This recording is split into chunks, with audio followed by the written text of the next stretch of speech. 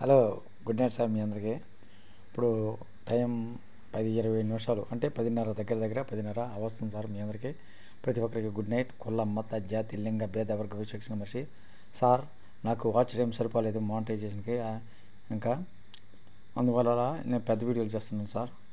కార్తీక పురాణము 6వ అధ్యాయం సార్. అంతకుముందు 5 అధ్యాయాలు చదివాను సార్. ఇక ఏవైనా సరే పాటలే కానీ లేకపోతే ఏమైనా మాటలే కానీ ఏవైనా ఏవి చదివినా ఏం చేసినా 5 నిమిషాల పైన కానీ కింద ఇదేంటి సార్. ఏమనుకోవద్దు సార్. మీరందరూ నా సబ్స్క్రైబర్స్ కాని వాళ్ళు, ముందుగా చేసేవాళ్ళు కూడా ఏమనుకోవద్దు. నాకు వాచ్ టైం అయిన తర్వాత మళ్ళీ షార్ట్స్ వీడియోస్ చేస్తాను సార్. షార్ట్స్ వీడియోస్ ఉండాలి, పెద్ద వీడియోలు. ఇప్పుడు పెద్ద వీడియోలు నాకు అవసరం సార్. వాచ్ టైం కావాలంటే పెద్ద వీడియోలు. ఇన్ని షార్ట్స్ చేసినా కానీ ఎంత లక్షల మంది వచ్చినా కానీ తొందరగా వాచ్ టైం అవ్వదు సార్. పెద్ద వీడియోలు ఉంటే అచ్చం పెద్ద వీడియోలు చేయాల్సి వస్తుంది సార్. మీరు ఏమనుకోవద్దు సార్. రెడీగా ఉండండి సార్. 6వ అధ్యాయము దీప దాన విధి మహత్యం 6వ అధ్యాయం. ఎవరు? జనక మహారాజు వశిష్ఠ మహాముని అనేవాడు జనక మహారాజుకి చెప్తున్నాడు అన్నమాట.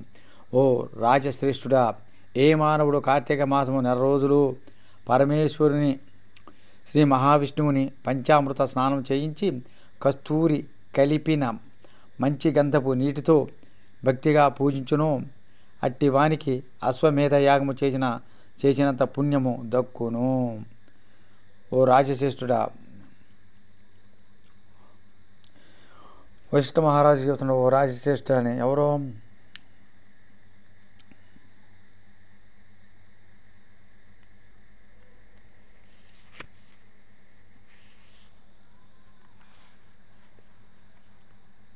వశిష్ఠరాజు. ఓ రాజశ్రేష్ఠుడని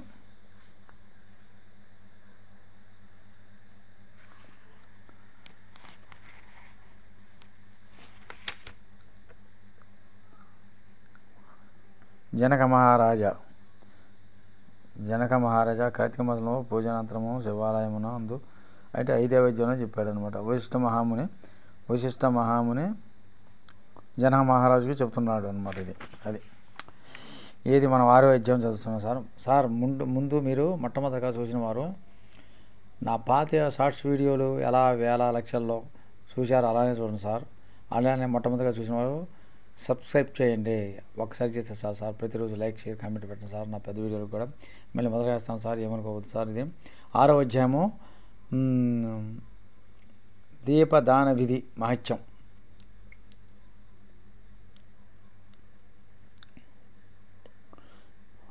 ఓ రాజశ్రేష్ఠ, ఏ మానవుడు కార్తీక మాసము 4 రోజులు పరమేశ్వరుని మహావిష్ణువును పంచామృత స్నానం చేయించి కస్తూరి కలిపిన మంచి గంధపు నీటితో భక్తిగా పూజించును, అట్టి వానికి అశ్వమేధ యాగము చేసినంత పుణ్యము దక్కును. అటులనే ఏ మానవుడు కార్తీక మాసమంతయు దేవాలయమునందు దీపారాధన చేయును, వానికి కైవల్యము ప్రాప్తించును. దీపదానం చేయుట ఇటుల పైడి ప్రతి తానే స్వయముగా తీసి శుభ్రపరిచి ఒత్తులు చేయవలెను.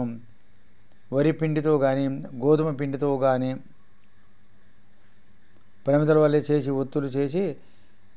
ఒత్తులు వేసి ఆవు నెయ్యి వేసి దీపం వెలిగించి ఆ ప్రమిదను బ్రాహ్మణునకు దానమివ్వవలెను. శక్తి కొలది దక్షిణ కూడా ఇవ్వవలను. ఈ ప్రకారమునగా దానం ఇవ్వవలను. శక్తి కొలది దక్షిణ కూడా ఇవ్వవలను. ఈ ప్రకారము గో కార్తీక మాసమందు ప్రతిదినము చేసి ఆఖరి రోజున వెండితో ప్రమిదను చేయించి బంగారంతో పత్తిని చేయించి ఆవు నెయ్యి నిండుగా పోచి వెనుక చేసిన ప్రకారముగా గోధుమ పిండితో ప్రమిదను చేసి ఆవు నెయ్యి పోసి దీపం వెలిగించి ఈ 4 రోజులు దానము చేసిన బ్రాహ్మణునికే ఇది కూడా దానమిచ్చినంత ఎడల సకలైశ్వర్యములు కలుగుటయేగాక మోక్ష ప్రాప్తి కలుగును. దీపదానం చేయువారు ఇట్లు వచింపవలెను. ఇలా అనాలంట. శ్లోకం. సర్వజ్ఞాప్రదం దివ్యం సర్వసంపత్సుభావహం దీపదానం ప్రదాస్యామి శాంతిరస్తు సదా మమ. అదన్నమాట అని స్తోత్రం చేసి ఎలా సర్వజ్ఞానప్రదం దివ్యం సర్వ సంపత్సుభావహం దీపదానం ప్రదాస్యామి శాంతిరస్తు సదా మమ. అది అది అని స్తోత్రం చేసి దీపదానం చేయవలెను. దీని అర్థమేమనగా అన్ని విధముల జ్ఞానం కలుగ చేయునదియు. సర్వజ్ఞానప్రదం దివ్యం అంటే అన్ని జ్ఞానముల దీపదానం చేయవలను.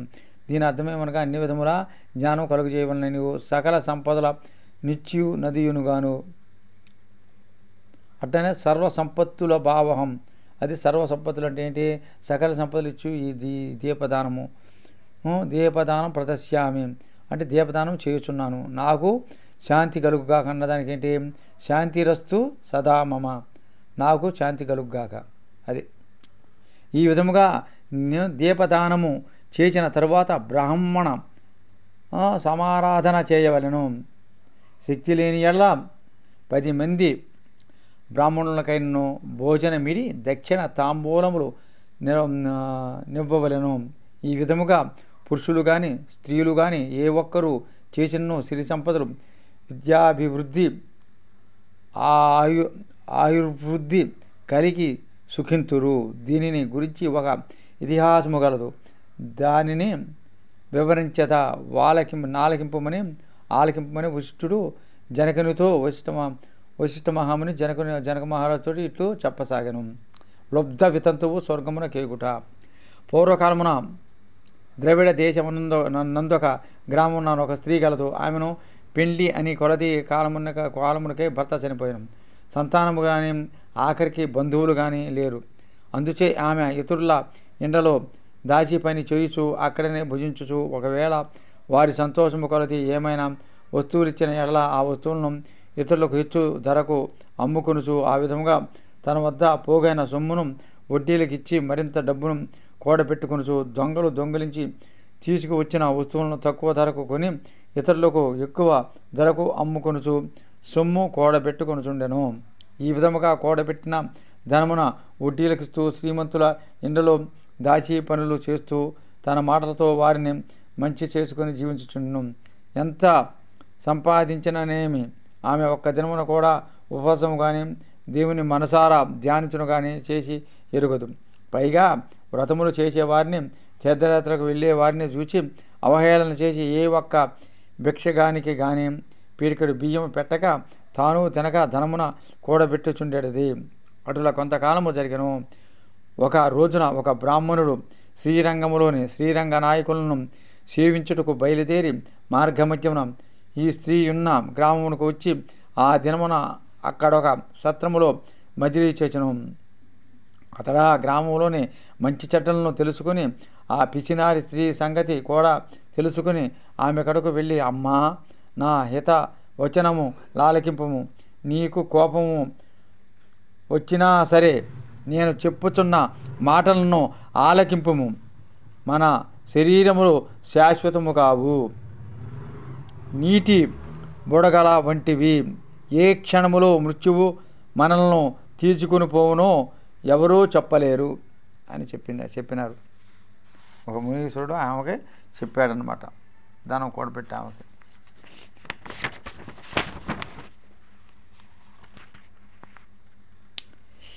పంచభూతములు సప్తధాతువులతో నిర్మింపబడిన ఈ శరీరములోని ప్రాణము జీవము పోగానే ధర్మము మాంసము కుళ్ళి దుర్వాసన కొట్టి అసహ్యముగా తయారగును. అటువంటి ఈ శరీరాన్ని నీవు నిత్యమని భ్రమించుచున్నావు. ఇది అజ్ఞానముతో కూడిన దురాలోచన తల్లి, నీవు బాగా ఆలోచించుకునుము. అగ్నిని చూచి మిడుత దాన్ని తినేద్దామని భ్రమించి దగ్గరకు వెళ్ళి భస్మముకుతున్నది. అటునే మానవుడు కూడా ఈ తనువు శాశ్వతమని నమ్మి అంధకారములో పడి నశించుచున్నాడు. కాన నా మాట లాలకించి నీవు తినక ఇతరులకు పెట్టక అన్యాయముగా ఆర్జించిన ధనము ఇప్పుడైనా పేదలకు దానధర్మములు చేసి పుణ్యమును సంపాదించుకొనుము. ప్రతిదినము శ్రీమన్నారాయణుని స్మరించి వ్రతాధికములు చేసి మోక్షము నందుము. నీ పాప పరిహారార్థకముగా వచ్చే కార్తీక మాసమంతయు ప్రాతకాలమున నదీ స్నానమాచరించి దాన ధర్మములు చేసి బ్రాహ్మణులకు భోజనము పెట్టినచో వచ్చే జన్మలో నీవు పుణ్యవతివై సకల సౌభాగ్యములు పొందగలవని ఉపదేశమిచ్చెను. ఆ వితంతువురాలు బ్రాహ్మణుడు చెప్పిన మాటలకు తన్మయురాలై మనసు మార్చుకొని నాటి నుండి దాన ధర్మములు చేసు కార్తీక మాస వ్రతమాచరించుటకు జన్మరాహిత్యమై మోక్షము నొందెను. కావున కార్తీక మాస వ్రతములో అంత మహత్యం ఉన్నది. షష్టాధ్యాయము 6వ రోజు పారాయణము సమాప్తము. సార్, నేను ఒక్కటి చెప్తున్నాను సార్, నా చిన్న వీడియోలు 1000 లక్షలు ఎట్లా చూశారో మీరందరూ అలాగే చూడండి సార్. మీరంటే ఎవరు సార్? నా ఫాలోవర్సు, ఇంకా ఫాలోవర్స్ అవ్వని వాళ్ళు అందరు చూడండి సార్ దయచేసి. నేను కోరుకునేది సార్, నాకు వాచ్ టైం కావాలని పెద్ద వీడియోలు చేస్తున్నాను సార్. అందుకని ముందుగా చూసిన వారు నాకు మానిటైజేషన్ అయితేనే ₹1 వస్తుంది సార్. కష్టపడితే ఎంత మా వాచ్ టైం ఉందే రాదు సార్. అన్నిటికంటే గొప్పది ఏదంటే యూట్యూబ్లో వాచ్ టైం 4000 గంటలు అవ్వాలి సార్. నాకు ఫాలోవర్స్ అయ్యారు సార్ 1000 మంది. మరలా వచ్చి వ్యూస్ కూడా అయినాయి సార్. మానిటైజేషన్ అయిన అందరి దగ్గర నుంచే లెక్కేస్తారు సార్. అంతకుముందు నేను మానిటైజేషన్ చేయించుకోవడం నాకు దాని యూట్యూబ్ గురించి తెలియదు సార్. అందుకని ఈ మానిటైజేషన్ అయిన కాడ నుంచి వాచ్ టైం అవ్వాలని నేను పెద్ద వీడియోలు చేస్తున్నాను సార్. దయచేసి మీరందరూ దీనికి కామెంట్లు పెట్టండి సార్.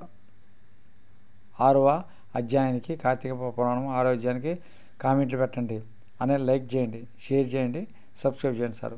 మొట్టమొదటికి ఒకసారి చేస్తే చాలు సార్. సబ్స్క్రైబ్ చేసిన వాళ్ళు మళ్ళీ చేయనవసరం లేదు. లైక్ షేర్ కామెంట్ పెట్టండి సార్. అదే సార్ నేను చెప్పేది. ఉంటాను sir. Thank you sir. Thank you much. God bless you sir.